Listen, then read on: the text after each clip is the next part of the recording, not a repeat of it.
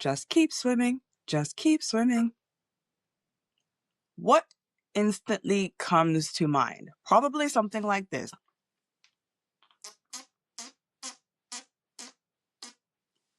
Excuse the sound effects.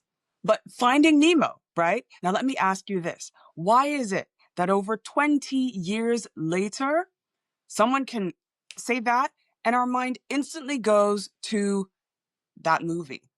Whereas you give a presentation and 20 minutes later, no one remembers it. Tough. Now, the thing is, this is actually not a coincidence. It's the natural outworking of how the auditory brain is being stimulated. And you can do something very intentional about that. So let's learn 2 lessons in this video from Dory and Finding Nemo and how it is we can use that in our presentations so that people pay attention, so that 20 plus years from now, they're still saying, oh, I remember that presentation that Larry gave. It was brilliant. Yeah. So first, let's talk about what's happening currently. You prepare your work, you spend however much time it is going through your slides, making sure it's perfect. And at the end of it, you can tell by the fact that people don't have any questions, the fact that people are avoiding your gaze when you're done because they really don't want to be asked. People may have understood, but maybe they didn't. You really just have no information from the expressions on their faces. Now, what exactly is happening and how can you avoid this? At this point, you may comfortingly say to yourself, oh, well, they were just not paying attention, which may be true, but it also may be that there's certain things that you could do to help them to pay attention. And that's what we can talk about here.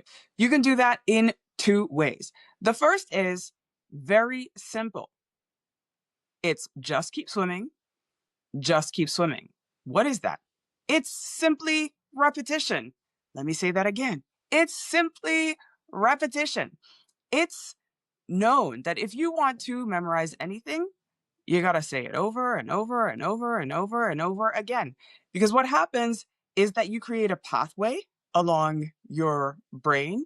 And when you say it again, then that pathway strengthens it. It's a little bit like when someone's walking through a park. One person walks through a park, you can barely see a track. But when another person walks, you can see a faint path. And by the 100th time, well, there's no more grass, there's just mud, right? It's exactly the same in your brain. And so every time you repeat something, which let's say is the refrain of your speech, then your audience consolidates what they have learned. You can do this in 2 ways. You can literally repeat something again and again and again. You can say it at the beginning, you can say it in the middle, you can say it in the end. If there's one phrase you want them to remember, let's say the company is going through change and you want to encourage your team to know that this is not the end of the world, you can start your presentation with, it's not over. And then as you end each point, remind them, it's not over. And end your presentation with, I want to remind you, because it's the most important thing I'll say, that it's not over. And in this way, it's not just something you said in passing. They recognize through repetition that what you say several times is more important. And so the next day, what are they going to say when they're at the water cooler and someone says, hey, what was our team leader's presentation about? Well, he kept repeating that it wasn't over. So I guess it means that he feels there's still hope for our team, right?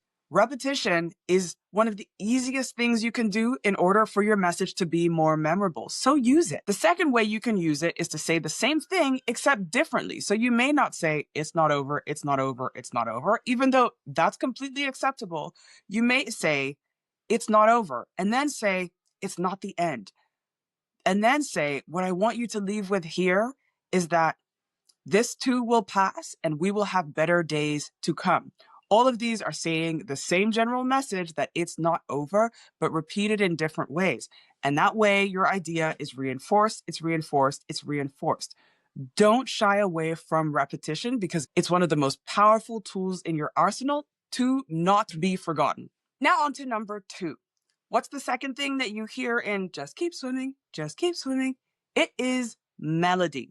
Now, the reality is everything that has to do with speech has some form of melody. If you've heard someone who's Italian speak, it sounds very melodic because there's so much variation in pitch and tone. Some just have more than others. Now, there's several ways to take advantage of this when you're giving a presentation. One is to actually use a melody. It could be a jingle, it could be music, it could be you singing. All of those are melody. But I can sense that there may be some pushback to that, and that's just not professional, or it doesn't fit in the boardroom, whatever, which I beg to differ. I think it really could. However, if you do not feel comfortable with that, that's not the only melody there is. There's also melody that can be found within speech when you use it intentionally. I'll give you an example of how powerful this can be. I live in the UK, and there's a website where you can go and compare like for different services. So if you're trying to compare car insurance or life insurance or that kind of thing, and it's called comparethemarket.com.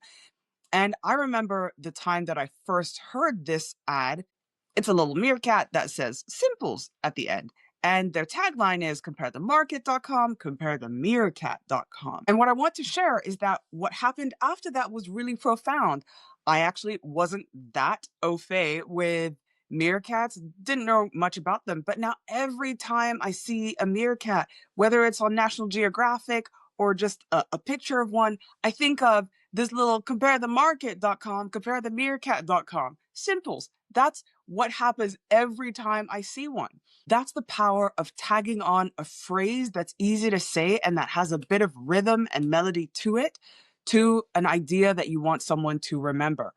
Ages later, I don't even know if I've ever used the service. However, I do remember it whenever I see a meerkat. And that's powerful. That's the kind of memorability you want to have in your presentations, the kind that several weeks later, they're still talking about or can at least still remember. And so that's that. If you remember anything from this presentation, it is simply this. Where you can use repetition, there is always a place that you can repeat. And at its most basic level, say what you want to say at the beginning and then repeat it at the end. That alone is going to double that pathway that we talked about. And then the second is, how can you make this slightly more melodic or rhythmic? If there's a phrase that you want them to remember, how can you make it such that tomorrow, the next day, the day after that, and the week after, they still can remember that one phrase, which carried all of your message in it? Be intentional about those two things, and you will watch your presentation skills rise. Now, if you want more help with this, then why don't you click the link below and join the technical executive, where we will focus exactly on that, making your level of expertise be the same as your level of influence, because everything you have stored in there is so valuable, and we want it to have the same value when it comes out of your mouth so that everybody can benefit. If that's of interest to you, then I'll see you inside. Take care.